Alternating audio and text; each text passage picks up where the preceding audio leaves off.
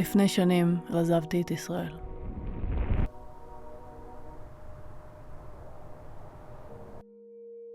אבל בפנים הרגשתי עקורה.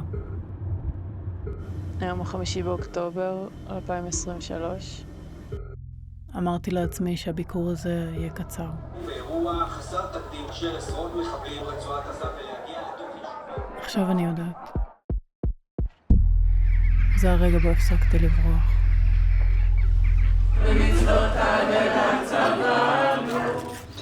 באת לאמץ? התאהבתי באדם שהעיר זורמת דרכו. שיר, יש לך קווים אדומים בהקשר של לחיות פה. כן. שאני לא אוכל לדבר כמו שאני רוצה לדבר.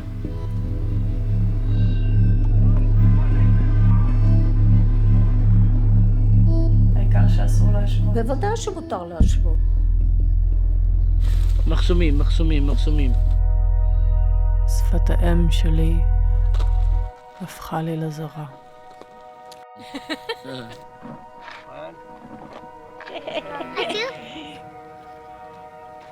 חביבתי,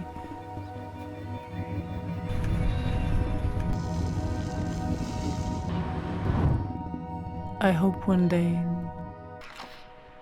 every absent will return.